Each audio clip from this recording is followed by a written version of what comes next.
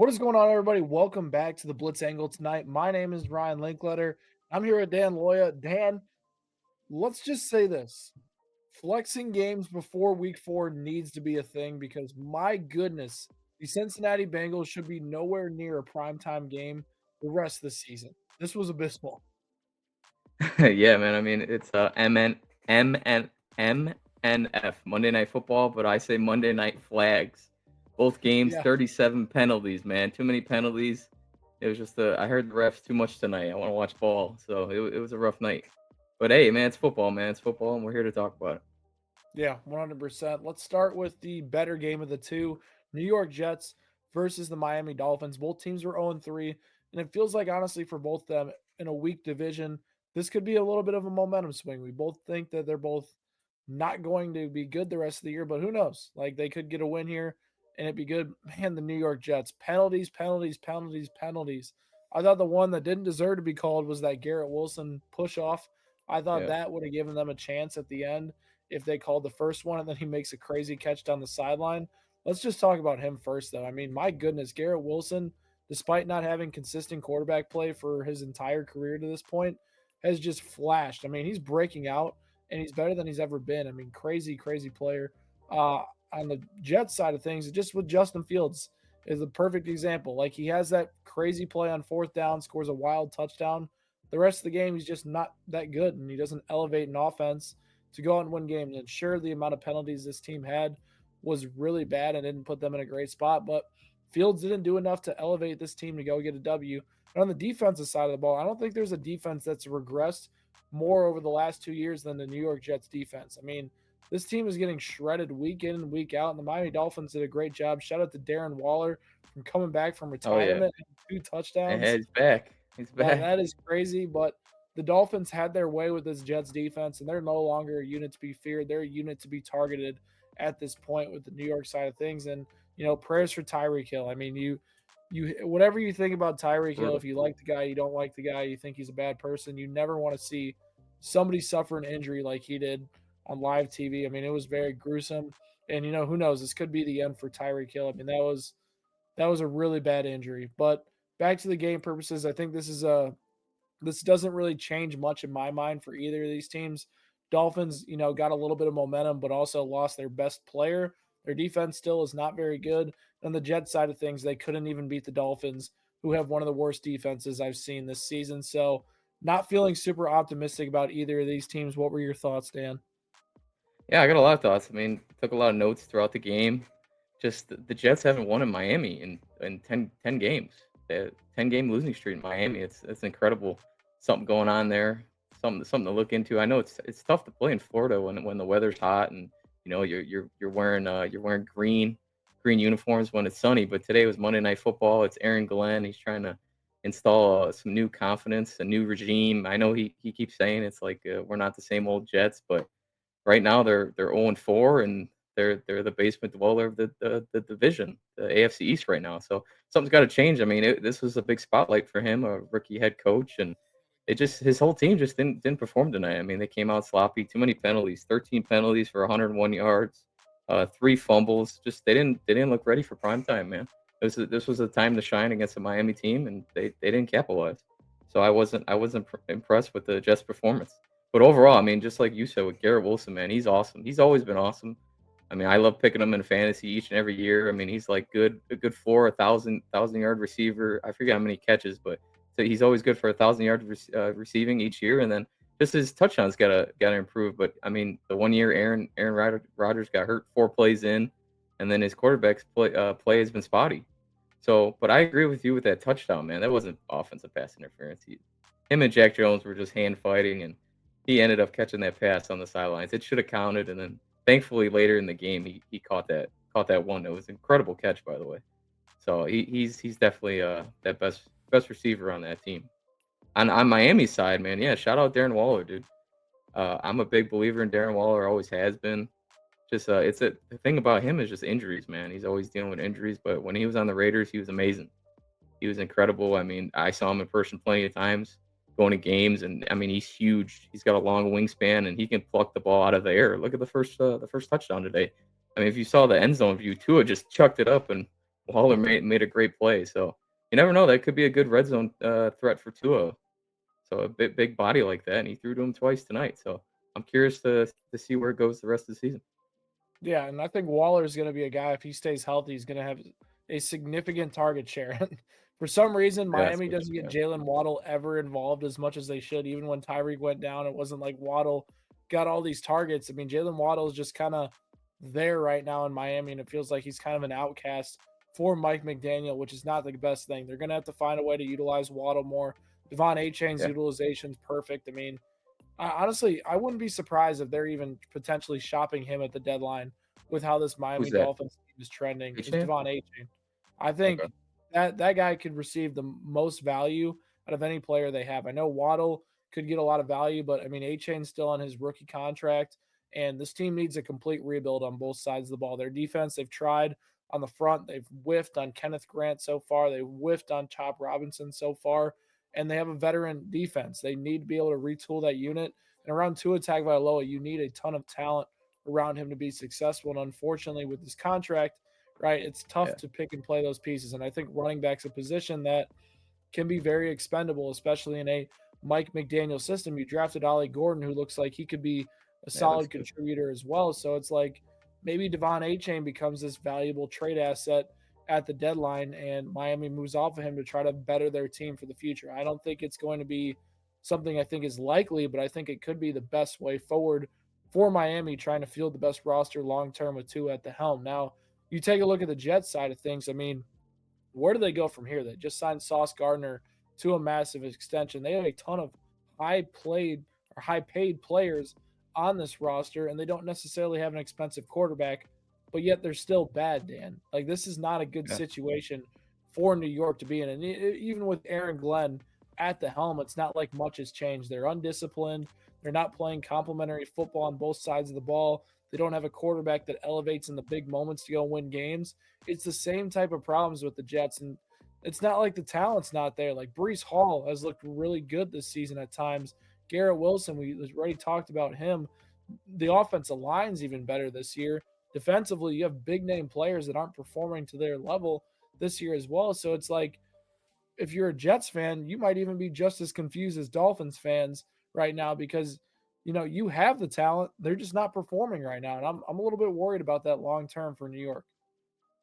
Yeah, I agree, man. It's just like whenever you get a new coach, a new regime, you just want to like you're not expecting like we're not expecting the Jets to make the playoffs or win 10 games, But like what I want to see, especially on these games, is like, are you prepared? Like like that you can't have 10 penalties or 13 penalties tonight. Like that's way too many. Like that falls on the head coach. Like that shows you weren't disciplined.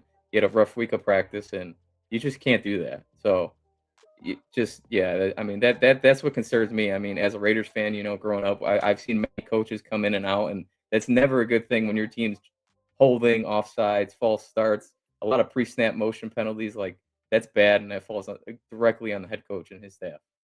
Yeah, 100%. I think with both these teams, though, I think it's fair to expect them at 3-4 in this division with how they finish out. And I think easily these teams could be picking in the top 10 for the Yeah, upcoming season. Now, I think with the Dolphins, you need to show some life if you want to have Mike McDaniel stick around, but we'll see if that winds up happening. I will say the Dolphins have been competitive over the last 2 weeks, despite a very slow start to the season. yeah, So they have, they things have. are sort of trending up for the Dolphins, but losing Tyreek Hill is going to be a different animal for them. That's going to be hard for them to overcome. Let's talk about the other game.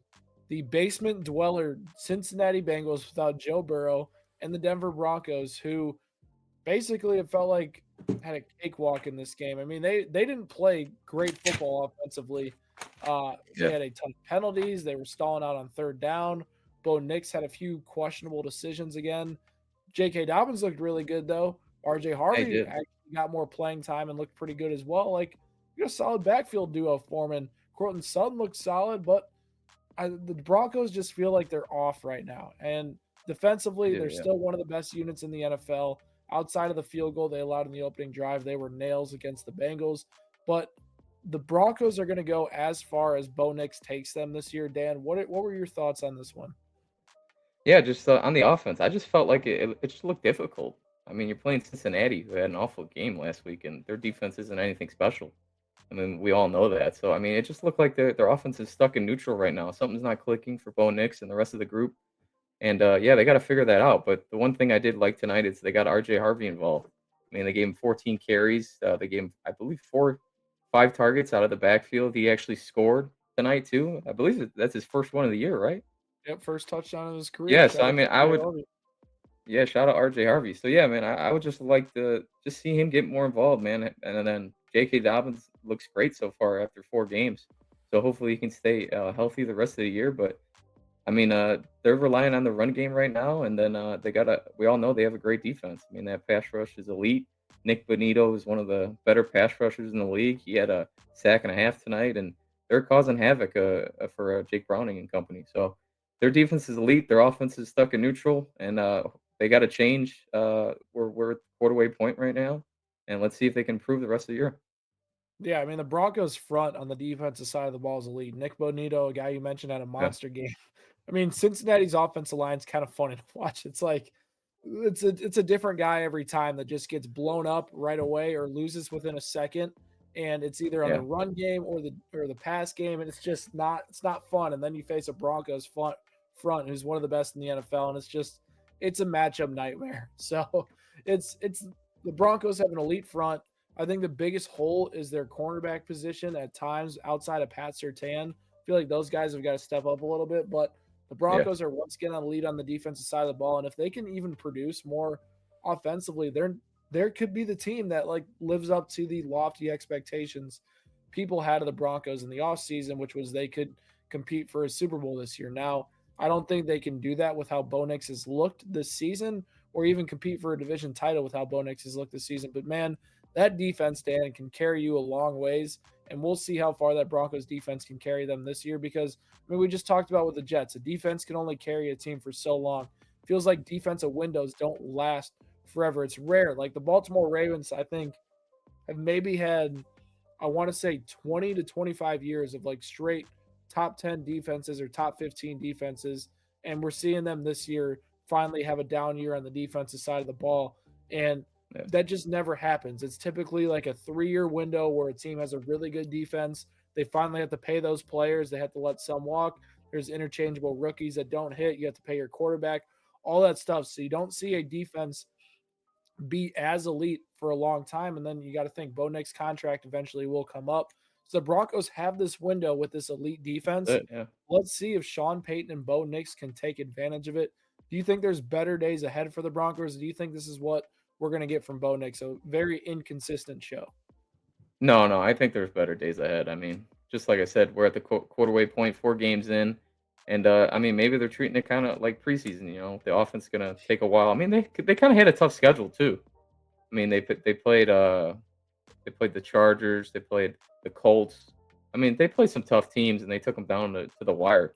So that's why tonight, I mean, I expected them to steamroll the Bengals, and they still kind of looked difficult. Looked like everything was difficult still on the offense. So that's a little troubling, but I still believe in Sean Payton to get it going, and then Bo Nix to just settle in, and then they're going to rely on that defense. I mean, I'm looking at it right now. They're currently fifth in quarterback pressures. That front's elite, and I mean, the old cliche, decent defense wins championship. I know it's a new game. The NFL loves offense. Fantasy football players want offense, but defense wins championships, and that's how you win in the postseason. You need a pass rush, and you need to run the ball. And right now, the Broncos are doing that. Yeah, and outside of their division matchups, they have a pretty favorable schedule ahead. They only have the Eagles next week. We know that one's going to be tough. It's actually going to be at a 12 o'clock slot. Surprised about that one. I thought that would be a prime time, but like Cowboys is going to be a medium matchup for them. The Commanders on Sunday Night Football will be a tough matchup for them. And then you have the Packers Yeah, outside of that, and then the Jaguars. Like outside of that, they have a favorable schedule ahead. Like very real chance the Broncos are competing for a solid seed in the playoffs or the division, depending on how the yeah. Chargers fall this year. So it'll be interesting to see how things play out. Definitely need a little bit more consistency on the offensive side of the ball. And then on Cincinnati's side of things, Dan, can I just be completely honest with you here? Let's go. What you got? The last 2 weeks, the Cincinnati Bengals could lose to a CFL team if they played. Uh The way that Jake oh. Browning, this offensive line have looked the last 2 weeks against the Vikings and the Broncos, I mean, it looks like they're tanking at this point with how Zach Taylor's been calling plays. I mean, they don't even go under center. They go out of shotgun. They get 2 yards of pop on the ground on first down. They try to run a pass play. They get sacked, and then on third down, Jake Browning can't push the ball down the field, and it's either a throwaway or 5 yard check down completion, and then they punt. It's the same script every single game with Jake Browning at quarterback, and this is not like the Jake Browning we saw in 2023. He had more talent around him, and he was able to be a little bit better. This Bengals offense is bad. Zach Taylor does not put them in a situation to succeed. And they have two options. This is how they could go through it, right? Joe Burrow out for the year, basically. You either accept the fact that Jake Browning is your quarterback, and you're probably going to win max 5 games with Jake Browning, right? Yeah. And that puts you in a great spot in the draft to potentially reload this roster and, go into next season with a better team around Joe Burrow and, try to get Trey Hendrickson back for another few years. Or option two, you go make a trade, you get Kirk Cousins, you get Jameis Winston, or you get Russell Wilson that completely changes the outlook on this team. And then you look at your division. The Browns aren't very good. The Ravens are 1-3. The Steelers might be one of the worst 3-1 teams in the league, right? Who's to say the Cincinnati Bengals with an upgrade at quarterback that's okay can't be, competing for that division title, because it really feels like the AFC North this year could have an 11-6 winner, a 10-7 winner. Like, so I am interested to see what route Cincinnati goes, and I don't think it's a situation where you trade for Russell Wilson and he's in the next week. They'll definitely have some adjustments No, to make, but they have two ways to go about it. Which one do you think is the best path for them moving forward? well, I mean, I think they would love to do that second part you mentioned, trade for a quarterback, but do we really think their owner's gonna okay it? I mean, they That's the took thing. they They took don't all. care. The front office does not care about winning enough in Cincinnati. Yeah, I mean, the whole offseason, they waited the last minute to pay Trey Hendrickson.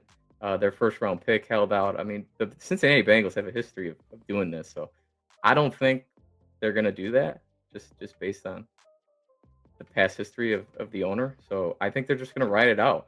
I always thought that kind of Zach Taylor was overrated as a head coach, to be honest. I mean, Yep. I think it's time to get some a new voice in there. Get a new voice and start building around Joe Burrow and the receivers. That's what I Here's the think. So thing. maybe here's the excuse. If no Joe Burrow, let's see what you can do without him. If they lose, I don't know. If I mean, let's say they only win 4 games, they're picking what top 8. Maybe they bring in a new coach. The biggest thing that I think I look at with coaches is, can you elevate talent to be competitive, right? Yeah, Zach Taylor didn't change his scheme at all for Jake Browning to be successful. This team is not running under center. This team is not running play action to be effective. It's just cookie cutter shotgun plays that we see Joe Burrow run all the time. And Joe Burrow is one of yeah, the best quarterbacks in the NFL, and he's really good at what he does. Jake Browning's not good at this stuff like Joe Burrow is, and Zach no, Taylor's not putting him in the position to succeed. And this is why the offense looks like it does. Chase Brown yeah, in the running game can't get anything going because of the coaching staff. You mean to tell me that they can't scheme up better running plays than this? And sure, the offensive line is abysmal, but that's partly coaching.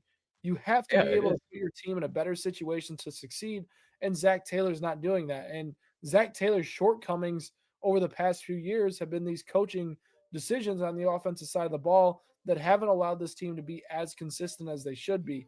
So I think Joe Burrow likes Zach Taylor. I think that a lot of people in Cincinnati, in terms of like their building, like Zach Taylor. But is Zach Taylor the one that's going to get this team over the hump and win a Super Bowl? If exactly. I Yeah, were to tell you right now, I'd say no. But I also said that about Nick Sirianni, and he won a Super Bowl because his roster was the most talented we've seen over the last yeah. decade. So it's like it's hard to argue against the fact that he has a lot of talent and that talent's going to win him a lot of games. But at some point, if they just continuously not get over the hump, Zach Taylor just needs to be in question. I think if this year you don't see any sort of fight from this team, why wouldn't they even consider firing him? Because you could bring in a guy like Joe Brady in Buffalo, who has made Josh Allen's life 10 times easier and could actually open things up in Cincinnati with a run game being the priority. Or, you go take a look at some other options around the NFL as well. So I think Cincinnati definitely has some decisions to make,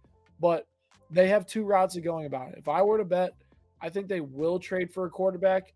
I just am not sure Ooh, who it's all going to right, be. I all think right. Hey, that'd be Jameis Winston, awesome. Jameis Winston can't cost more than a 6th-round pick. He's the third string guy in New York right now. You mean to tell me he's more than a 6th-round pick? I don't know. Joe Flacco. I mean, why? If the Browns are sitting there at 1-7 at the deadline, they're like, "Man, we don't really want Joe Flacco anymore. Let's see what we got in Dylan Gabriel, and Joe maybe Flacco. they'll trade him." I don't know. I'm spitballing here, but genuinely, the Bengals need to make a move at this point. Dan, you got any Yeah, final? they need. No, I agree. I mean, they need to, and then you see like Kevin O'Connell. I mean, isn't Zach Taylor the Sean McVay tree? Isn't he? He is a Isn't he Sean all? McVay tree guy. Yeah. So I mean, you look at Kevin O'Connell. I mean, he's had how many quarterbacks? He keeps winning. Sean McVay, the same thing. I mean, he's the tree itself. But I mean, he won with Baker Mayfield in like 3 days against the Raiders one time. It doesn't matter who his quarterback is; they're always winning. They're always competing. He always has his guys ready. So yeah, I think it's just time to move on from Zach Taylor. I mean, you stole the guy right out of my mouth. I mean, Joe Brady, he's gonna be a hot guy. I mean, you got Todd Monken, even Click Kubiak from Seattle, the OC there. If they get rid of him, Cincinnati's gonna be a hot job. So Yeah, let's see if this team fights for him. We're gonna find out. They got what 16, 13 games left. Let's see how bad this team wants to keep him. yeah, I think it would be interesting. We could have a off season where enough is enough from these front offices, and we have head coach openings for Buffalo, Baltimore, and Cincinnati, which would be absolutely insane. I could see a situation where head coaches are traded in that case scenario where Sean McVay, Matthew Stafford retires and he gets traded to like Cincinnati. That is the type of crazy offseason that would happen if these I see. I I think see. two of the three would probably be open. I think the Bills are so in love with Sean McDermott that even if they fall short in the playoffs again, they wouldn't fire him. But like John Harbaugh's on the hot seat for sure right now. Yeah. The Ravens fans for sure think he's gone and Yeah. think he's They don't want him. never. They all want him gone, You know, man. they It's don't like him incredible. very much. But and then Yeah. you got Zach Taylor, who we think is even on the hotter seat. And we thought me and Brady for sure thought he was in the hot seat last year. So very interesting to see how it plays out. Obviously, quarter of the way through the season, there's still a lot of football left to be played, but teams are starting to form. We have a better idea on the outlook of things going forward. So I think it's only a matter of time before we see head coaching jobs start to shape for next season.